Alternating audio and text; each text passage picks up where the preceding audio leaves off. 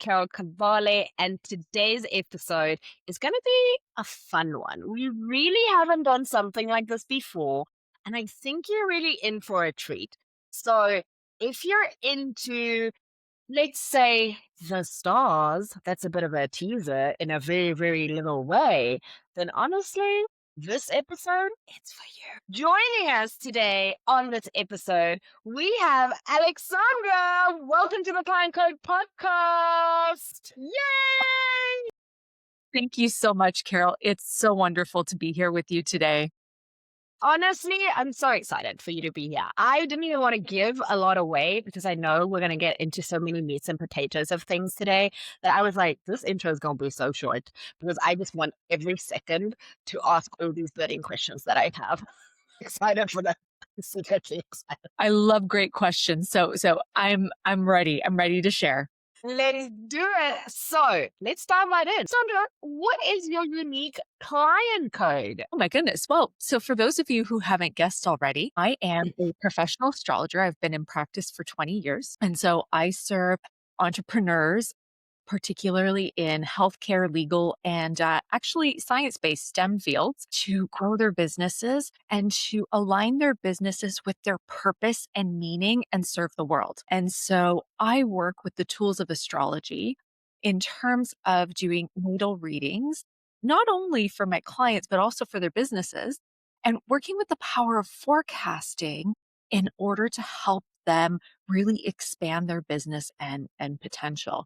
And so this is something that I love doing, and I've been doing this for a long time now. Well, you wouldn't say, because honestly, I'm going to need a skincare routine, a life routine. I'm going to need all the routines. I need you to give them to me. That's the beauty about astrology is that we have cycles in every aspect of our life. So, sometimes when I'm working with my clients, I may need to give them a heads up that perhaps this is a year that they do need to take care of their family or their health because you are a cohesive being. You're not just your business. And Mm-hmm.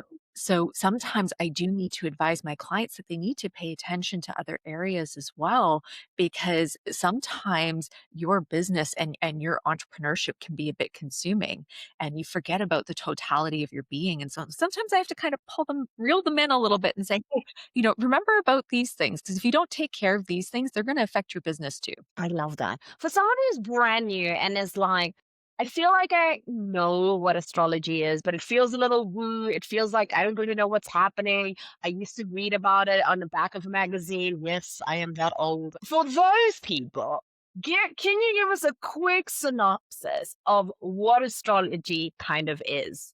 Absolutely. So there's really two components to it. But what I would say is that as the stars are literally kind of cycling around in the cosmos, they create cycles. And so just as we have the cycle of the wheel of the year, which everybody knows, we have our summers, we have our winters, our springs, and our autumns, every part of the cycle has its own nature. And so we are born into this world, we partake of the nature of the cycles that we are born in. And so astrology is literally about looking at the different aspects of your psyche and understanding what parts of the cycles that they are connected to, because that creates your unique makeup. It creates Mm. like a blueprint of the soul, and it indicates your purpose and the gifts that you have brought in with you in order to fulfill that purpose. And by knowing your nature, it helps you overcome the challenges that you're going to experience along the way. Because I don't know, maybe other people have experienced this, but sometimes this world can be a little problematic. And there's things, It's well, super problematic. but that's the nature of Earth itself, right? So here we are on a, in an element that is dense. It is slow to respond. I wish I could instantly manifest whatever I want, but sometimes I'm also thankful I can't. Yes, yes. I have some idea. But the nature of the earth itself is that it is slow to adapt and respond. And so we really have to be masters of ourselves first and foremost so that we can become masters of our craft. And so whatever our personal feelings are, that usually extends to our business as well. And so that's why Mm. knowing is so important. I guess once you've kind of have a blueprint of who you are, you can sort of see what your strengths, your weaknesses, and you can sort of work towards using those for your advantage or disadvantage, you know? Because now, if you know, hey, I tend to be this kind of way, you can avoid certain situations or you can embrace certain situations wholeheartedly. Absolutely. So I like to think of business as being in the ring. So I've studied martial arts for many years. And so, people always ask like, well, who's the better fighter? And it's not about who's the better fighter. It's about who's playing their game the best. And so when you get in the ring, and this also applies, in terms of business competition, you need to play to your strengths. Mm-hmm. And you have someone who's really strong in the ring versus someone who's really fast. Well, most people are going to, look at the strong person and go, oh, well, they're going to win. Well, that's not Mm. necessarily so, because if the person who's really fast plays their game well, then they might emerge the winner in that competition. And this is why I love working with astrology, because to me it's, if you were to get in the ring as a fighter, if your business was to get into the ring as a fighter, and it holds the qualities that you hold, what are the assets that you can put forward that are going to basically win the game for you? Okay. So, since we're stepping into a new season and we're stepping into new things, and also because I like to be selfish, just a little bit, guys, just a little bit, I want to ask, how can we use astrology for forecasting in our businesses? Absolutely. And that's an amazing question. I'm about to step into my own busy season of astrological forecasting. And so there are a number of uses in terms of astrological forecasting. And this is really part of the multi-tiered and multi-natured aspects of business. So the first thing, first and foremost, that people always want me to forecast are things like marketing and sales. So Oh, they yes. want to know where their customers' heads are at. So at the beginning of the year, I always do a forecast for the world just to give everyone a sense of where people's heads are at. So, for Mm-hmm. example, 2025, there's been a lot of caution, I guess is the word that I would use. And so Mm. my business clients want to know where their clients' heads are at. They want to know what's Yes. important to their clients. They want to know what is driving their behavior. And so that's Mm-hmm. one that I work with in terms of forecasting. And of course, marketing, the marketing aspects of forecasting as well, which can include things like when to launch products or when to launch a book, as I have a ask me, and sales, but also they will ask me for timing on things such as legalities or the acquisition of things. So I've actually even worked with a couple of property management companies in terms of when to acquire real estate and even where as well. So forecasting is very multi-tiered and multi-natured. But I also need to look at the nature of the business that I'm working with as well when I'm doing that forecasting. Because when I'm dealing with businesses that have a physical product, Yes. I also need to forecast things such as their resources. What Mm. what are their supplies or suppliers? And do they manufacture in-house, or do they have to pull from outside of themselves? And so when I forecast, especially for businesses that have a tangible product, these are also things that I look at, because what good is a year of incredible sales if you don't have the product to fulfill? Part of your reputation and integrity as a business literally is about your ability to fulfill your promise. And Mm-hmm. so forecast, I look at all these aspects. Now, this can also include hiring. This can also include customer relationships, because maybe this is a year to actually focus on client retention instead of new clients and building brand Yes. loyalty, right? And so these are all things that I look at in the totality of a business when I forecast for them.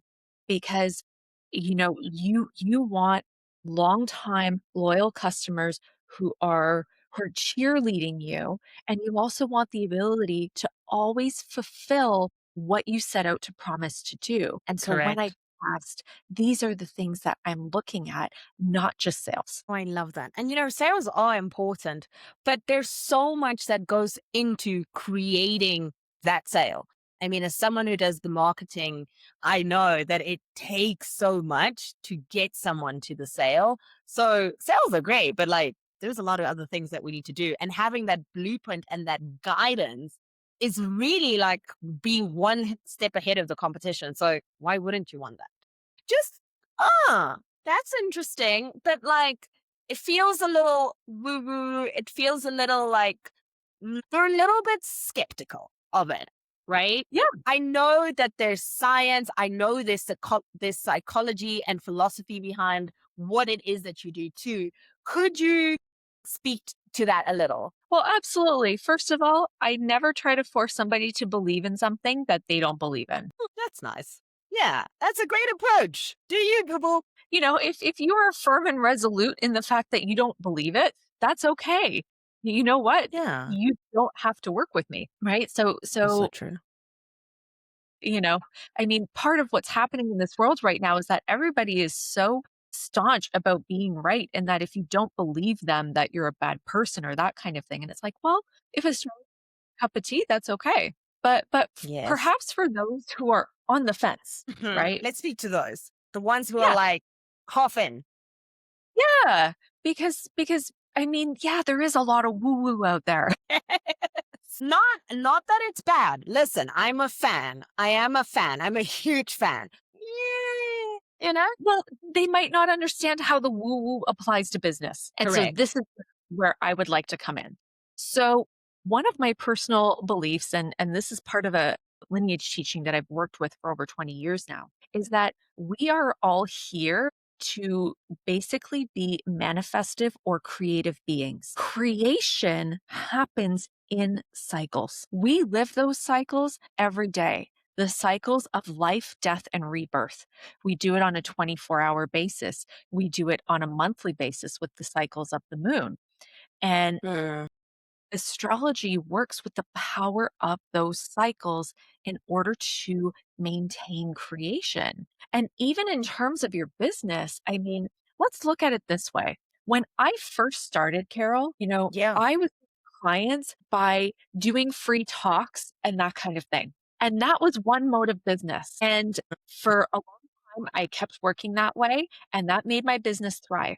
But then there came a point in time where that didn't work anymore Correct. because of evolution. And so those cycles of life, death, and rebirth absolutely apply to your business. Because if I was to go out into the world and just try to do free talks the way that I used to, it wouldn't work anymore. And so that was something that was a piece of my business that I had to allow to die to free up resources, i.e., my time, Mm-hmm. so that I could work in a different way. And astrology works with these concepts in order to manifest.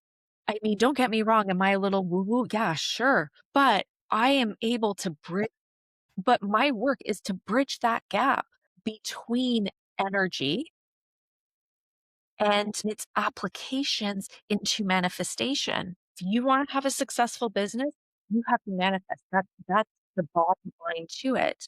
And if you don't understand the cycles that you're in, what they're asking of you, and how to respond to them effectively, then you can't. If you don't understand that your customers are in a protective mode, a cautious mode, and you're talking to them like the world is okay, they're not going to respond to you because you're not hearing and listening to their needs. If you don't understand Absolutely. that you are perhaps entering a period of resource scarcity, like say you have a niche resource and you're entering a period of scarcity for whatever reason, trade embargoes or natural disasters, what have you. If you don't understand that you're entering that, then how is your business going to properly adapt? And this Mm, technology comes in and gives you a look ahead at what is actually happening so that you can properly respond and be strong in every area of your business.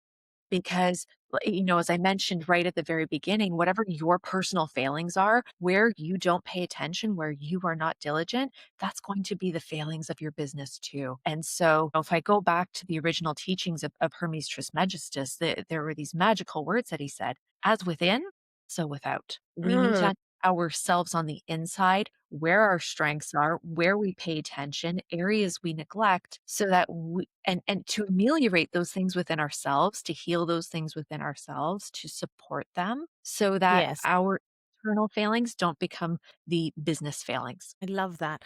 Would you say, what would you say is the biggest characteristic or flaw, if I can say, that you constantly see coming up and you're like, my gosh, could these people just listen? If you just fix this one thing, like you want to like shake someone and you're like, just do this one thing and it might help move the needle forward. What would that be? Well, I would really boil it down to the word composure. Ooh, I would boil it down to the word composure. So I'm going to guess that for everyone listening, there's a good chance that somewhere between 5 to 6 out of 10 hands would go up if I asked, do you experience anxiety? I'm putting two.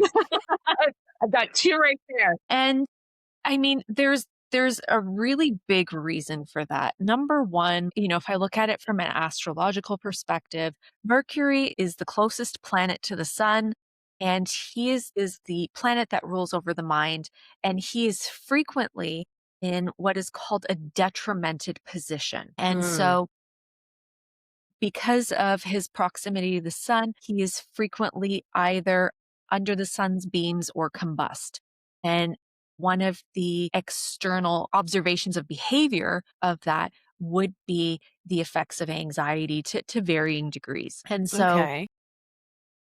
so I use this word composure, and the reason why I use it is because anxiety is really a negative relationship with the unknown. And it is often backed by the presumption that whatever that unknown is negative and bigger than you. So I think to the cartoons, when you're in the cave and there's like the light from the entrance and there's this huge shadow, and then it's just a little mouse that's creating the huge shadow.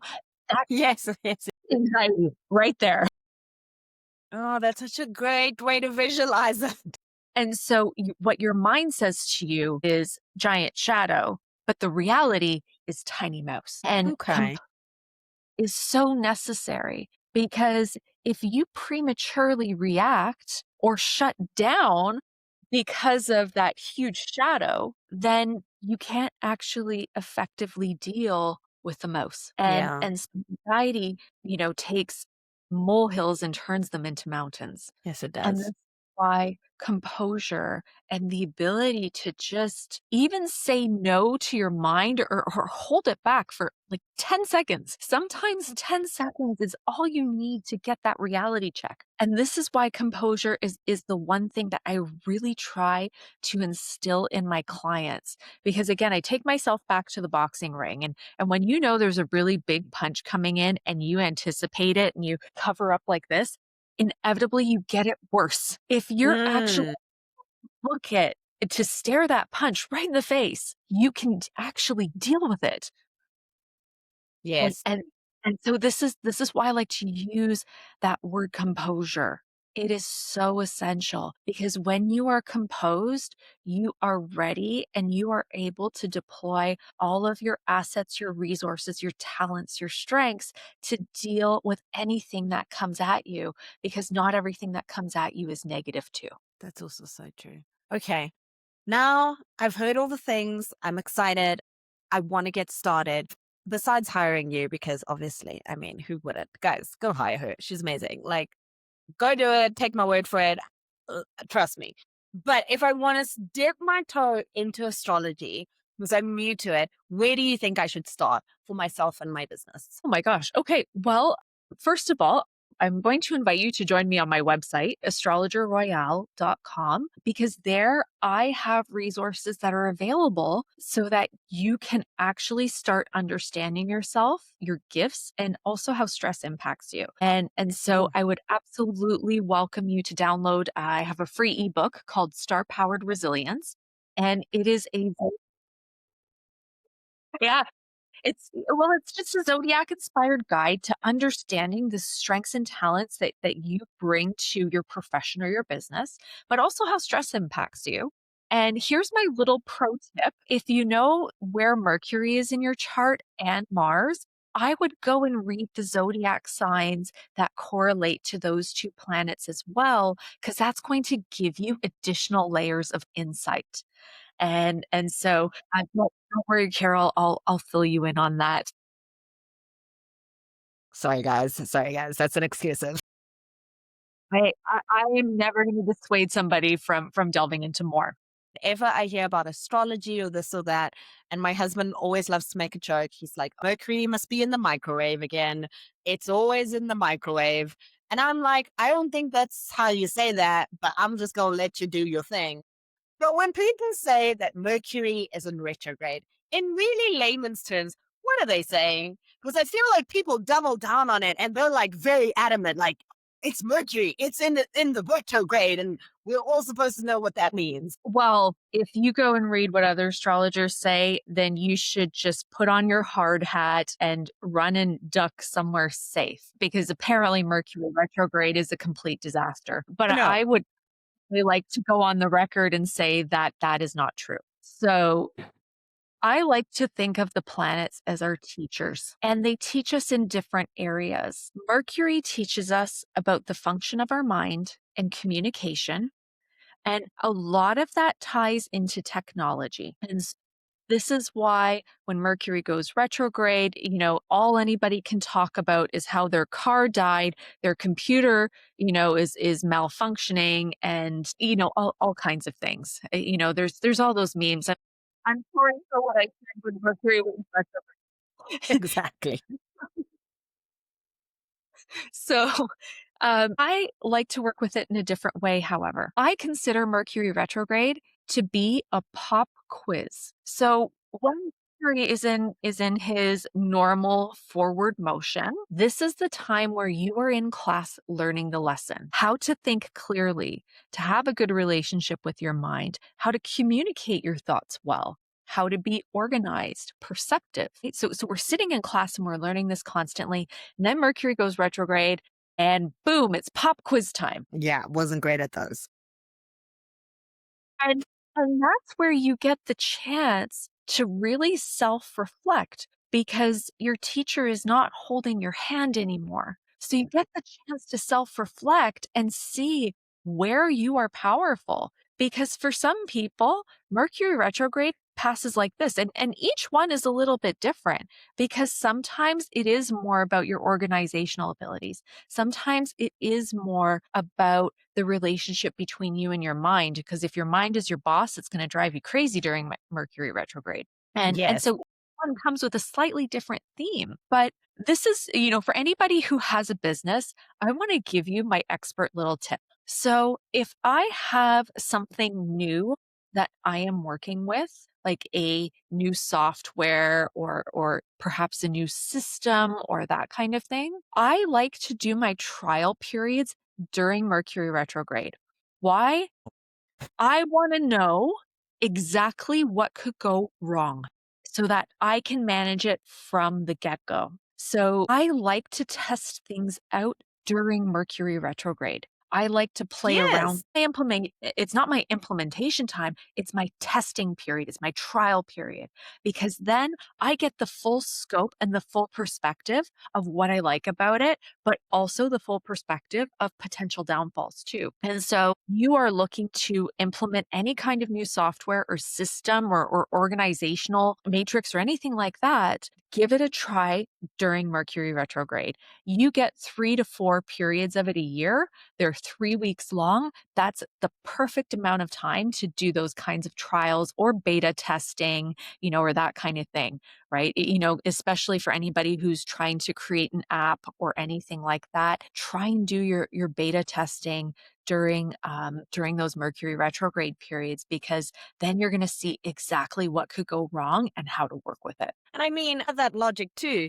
If you survive the retrograde, imagine how amazing it's going to be when it's not in the retrograde. I mean, Exactly. boom. Like, so good. Exactly. Okay, I could honestly keep you here till the cows come home because I selfishly want to, but I know I can't. So I'm going to wrap it up in you my favorite last question, which I ask everyone. It's kind of my life mantra. It's something I live by.